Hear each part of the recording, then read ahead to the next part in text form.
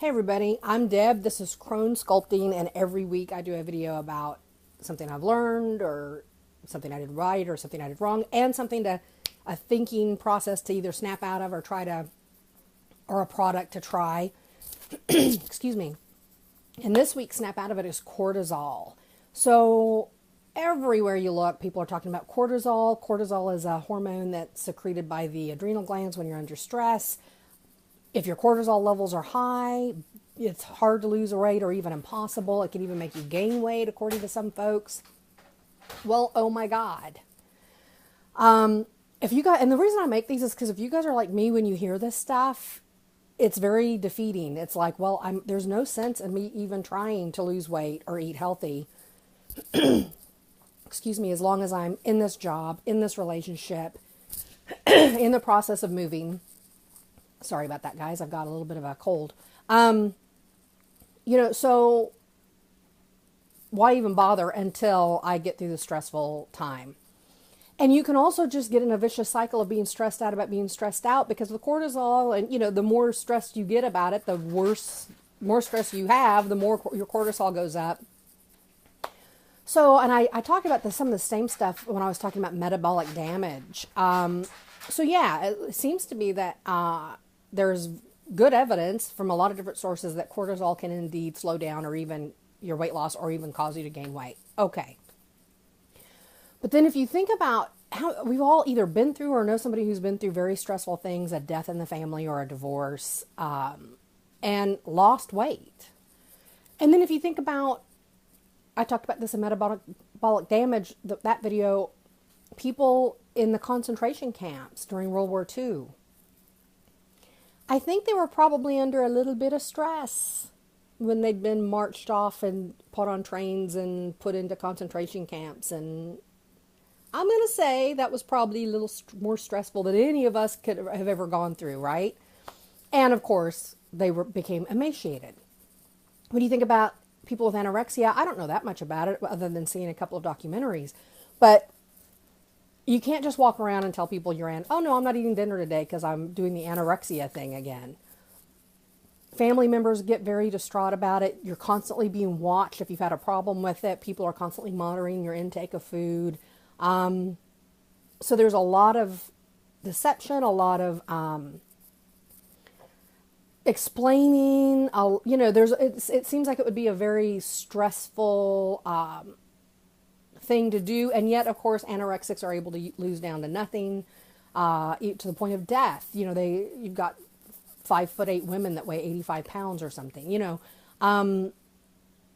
So it's not that cortisol obviously can create problems, but it can't be that defeating, or none of us would ever lose weight. We're all going through some amount of stress, and so the way I take it now is limit as much stress as you can. Definitely fix those issues. Get away from that job and get a better, happier job, or out of that relationship, or away from that toxic friend, or get through the moving process, or whatever it is you're doing. Get that done and make it as stress-free as possible. Eliminating stress is important. It's bad for your health, not only for cortisol, but a million other reasons. We all know that. So that's good. Absolutely tackle that stress. But in the meantime, taking care of yourself and eating well, eating clean, moving your body when you can, is only going to make all of that easier. And in fact, I noticed for myself personally, and I do believe there are studies out there that show this too, that eating well actually lowers your stress. It makes because you're not getting those dopamine hits, eating, that sugary, fatty food that kicks off your serotonin and your dopamine. You're not getting your insulin spike. So to me, when I don't eat sugar and refined carbohydrates, my moods are absolutely more stable. So that's going to lessen stress. And taking care of yourself, no matter what's going on, is always important and is never a bad thing. So absolutely tackle stress. Realize that it can slow you down in a lot of areas in your life, but don't let it, don't let this cortisol or any of these theories just make you throw your hands up and say, it's just hopeless. My life's a mess right now.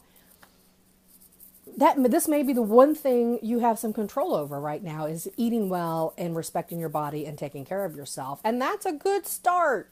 It's a good start. As far as cortisol levels go, I read a great book, Becoming the Narcissist's Worst Nightmare by Shahida Arabi. And she talks about in there, and you can probably find this online too if you Google it, natural ways to lower cortisol. And some of them are laughing and music. Well, that's easy enough and free to do, to pull up some old sitcoms on Netflix or movies that make you laugh or YouTube videos that make you laugh. Subscribe to a channel that just has funny stuff that really cracks you up. That's a way to relieve stress and lower your cortisol. So focus on doing things like solving the big problems that are causing the stress, finding ways to lower your stress, lower your stress, petting pets, spending time with pets, music, find ways to turn that down. But don't let it just throw you off so much that you just give up completely on taking care of your body, because whatever's going on in your life, you're going to need your body in good shape in order to get through it. And if you don't take care of yourself, you can't take care of any of this other stuff. So that's my thoughts on cortisol in my very lay person way. Hope that makes sense to you guys. Hope it helps. If you want to find out what I talk about next week, hit that subscribe button. Every Friday I try to make a couple of videos, and I will talk to you guys soon. Thanks so much. Bye-bye.